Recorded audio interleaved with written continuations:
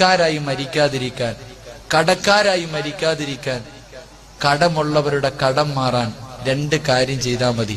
അള്ളാഹു ചെയ്യാനുള്ള ഭാഗ്യം നൽകി അനുഗ്രഹിക്കുമാറാണ്. മഹാനായ റസൂലുള്ളാഹി സ്വല്ലല്ലാഹു അലൈഹി വസല്ലമ തങ്ങളുടെ മുന്നിൽ ഒരു സഹാബി വന്നിട്ട് പറഞ്ഞു, നബിയെ, കടങ്ങളാണ്, പ്രശ്നങ്ങളാണ്, എന്ത് ചെയ്തിട്ടും ബർക്കത്തില്ല, ഞാൻ കടക്കാരനായി മരിച്ചു എന്ന് ഭയപ്പെടുന്നു. അള്ളാഹിന്റെ റസൂൽ രണ്ട് കാര്യം പറഞ്ഞു കൊടുന്നു. ആ രണ്ട് കാര്യം ഞാൻ പറഞ്ഞുതരാൻ, ചെയ്യുമല്ലോ. ഒന്ന്, വീട്ടിൽ നിന്ന് വെളിയിലേക്ക് ഇറങ്ങി. വീട്ടിൽ നിന്ന് വെളിയിലേക്ക് നമ്മുടെ ആവശ്യങ്ങൾക്ക് വേണ്ടി ഇറങ്ങിയിട്ട് തിരിച്ച് വീട്ടിലേക്ക് മടങ്ങി ചെല്ലുമ്പോ വീടിന്റെ വാതിലിൽ ആദ്യം ആരെ കാണുന്നു അവനോട് നീ സലാം പറയണമെന്ന് നബിയുനാ റസൂലുള്ളാഹി. പള്ളി വന്ന് ഉസ്താദിനോട്, മോദിനോട്, സെക്രട്ടറിയോട്, പ്രസിഡന്റോട്, റോഡെ വരുന്നവനോട്, പോകുന്നവനോട് എല്ലാം സലാം പറയും.